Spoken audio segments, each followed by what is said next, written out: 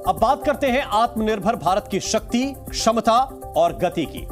आत्मनिर्भर भारत की उड़ान कितनी ऊंची हो चली है, इसको पूरी दुनिया के डिफेंस सेक्टर में महसूस किया जा सकता है। इसकी पहुंच कितनी विशाल होने वाली है, इसका प्रत्यक्ष प्रमाण खुद प्रधानमंत्री नरेंद्र मोदी ने दिया है।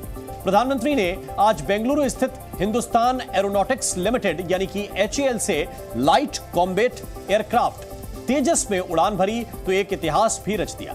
पीएम मोदी तेजस में उड़ान भरने वाले देश के पहले प्रधानमंत्री बन गए हैं। पीएम मोदी आज HAL फैसिलिटी सेंटर पहुंचे थे, जहां उन्होंने तेजस फाइटर जेट के निर्माण का जायजा लिया। लेकिन इस दौरान पीएम ने भारत की सरजमी पर बन रहे हल्के और बेहद शक्तिशाली लड़ाकू विमान तेजस का फर्स्ट हैंड अनुभव भी किया है। उन्होंने तेजस के ट्रेनर वर्जन को पायलट किया। तेजस में प्रधानमंत्री ने अपनी मौजूदगी के जरिए भारत की फाइटर एयरक्राफ्ट की ताकत और क्षमता को समझने की कोशिश की। तेजस में उड़ान भरने के बाद उन्होंने सोशल मीडिया साइट X पर अपने इस अनुभव को साझा भी किया और लिखा कि मैं आज तेजस में उड़ान भरते हुए अत्यंत गर्व के साथ कह सकता हूं कि हमारी मेहनत और लगन के कारण हम आत्मनिर्भरता के क्षेत्र में विश्व में किसी से भी कम नहीं हैं। भारतीय वायुसेना, DRDO और HAL के साथ ही समस्त भारतवासियों को हार्दिक शुभकामनाएं। तेजस दरअसल तेजी से रक्षा क्षेत्र में भारत की नई वैश्विक पहचान बनता जा रहा है।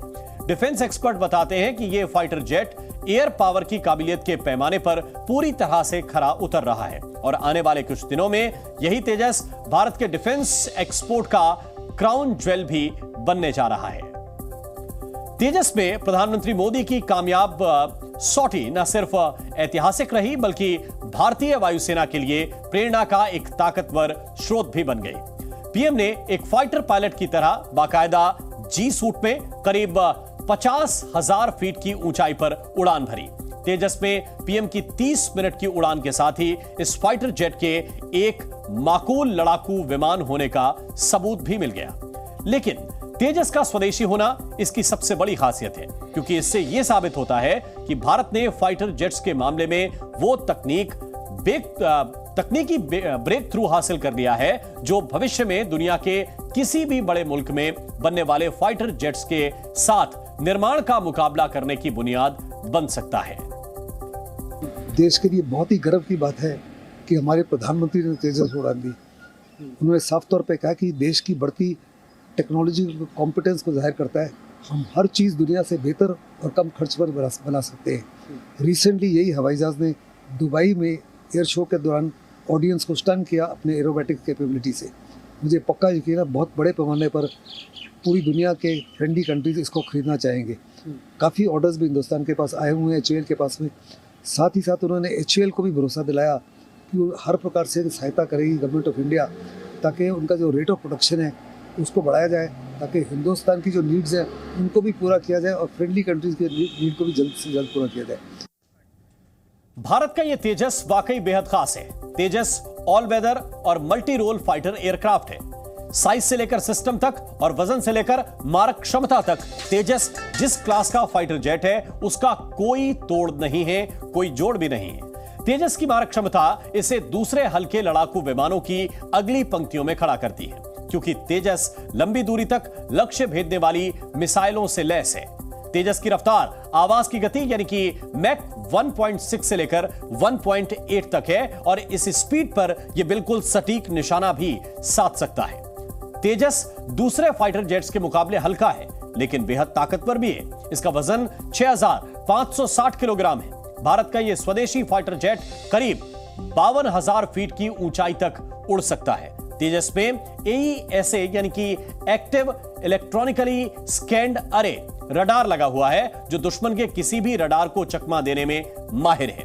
यह लड़ाकू विमान डिजिटल मैप जनरेटर और एडवांस्ड एल्टीमीटर जैसी नई तकनीक से लैस है। इतना ही नहीं, तेजस हवा में ही ईंधन भरकर हमला करने में भी पूरी तरह से सक्षम है। साथ ही दुर्गम इलाकों से यह आसानी से उड़ान भर सकता है और उन मुश्किल जगहों पर उतर भी सकता है। तेजस के पास 8 से 9 टन तक वजन उठाने की भी क्षमता है, तो इसलिए तेजस इतना खास है। वैसे पिछले 7 साल से तेजस भारतीय वायुसेना की ताकत को नई ऊंचाई देता आ रहा है। भारत में 1983 में ही लाइट कॉम्बैट एयरक्राफ्ट प्रोजेक्ट की जरूरत महसूस हुई थी और इसकी शुरुआत तभी की गई थी। और अब यह लड़ाकू विमान भारतीय वायुसेना में पूरी तरह से अपने ऑपरेशनल मोड में मौजूद है। तेजस को पहली बार साल 2016 में भारतीय वायुसेना में शामिल किया गया था। इस वक्त आईएएफ के स्क्वाड्रन में 2 तेजस, 45 स्क्वाड्रन और 18 स्क्वाड्रन ऑपरेशनल हैं।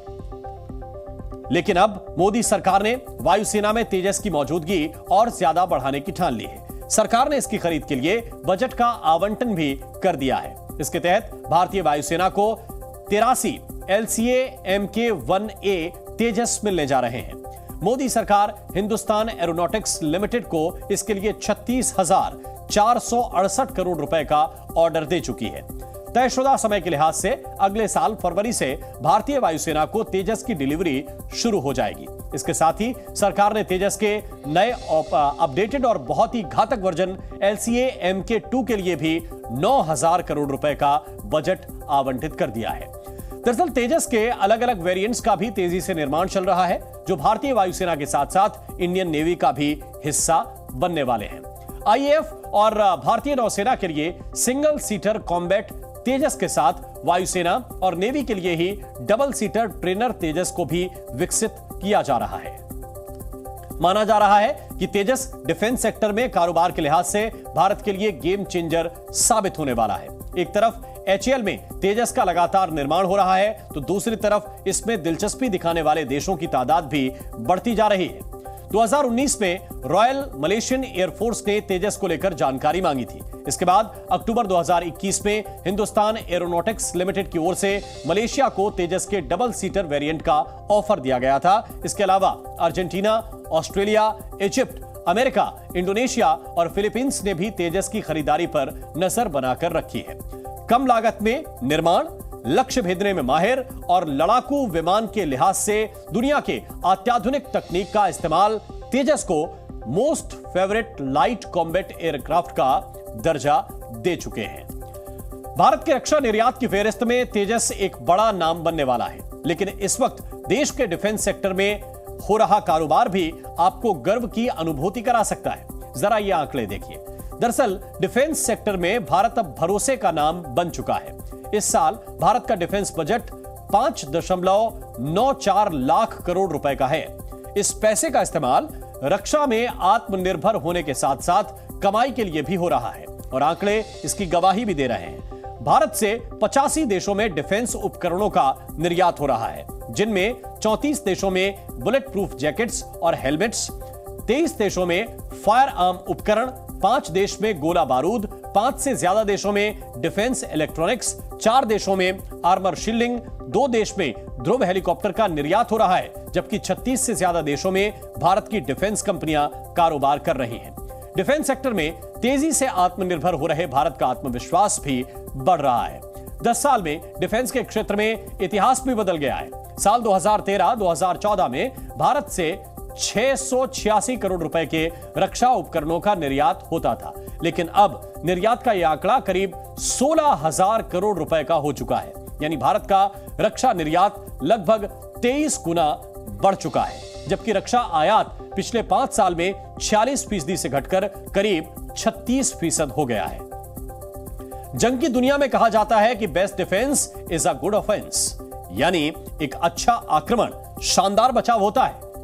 लेकिन इसके लिए जरूरी है कि आपके पास बचाव के लिए मजबूत ढाल भी हो। देश के नेतृत्व के पास मजबूत इच्छा शक्ति तो है। देश का डिफेंस सिस्टम ही दुश्मनों के हौसले पस्त करने के लिए काफी होता है। अब तस्वीरें जरा देखिए। ये 3 तस्वीरें इस वक्त हम आपको दिखा रहे हैं। तेजस का पराक्रम, अर्जुन की दहाड़ और होवित्जर की बुलंदी। अर्जुन वो टैंक है जो दुश्मन के छक्के छुड़ा सकता है और होवित्जर वो जबरदस्त तोप है जो किसी भी जंग के मैदान में सेना का हौसला बढ़ाती है। और प्रधानमंत्री इन तीनों के साथ आपको मौजूद नजर आएंगे। अर्जुन पर भी प्रधानमंत्री सवार थे, होवित्जर की बुलंदी पर भी पीएम सवार, और आसमान में तेजस का पराक्रम भी वहां पर जाकर उन्होंने महसूस किया।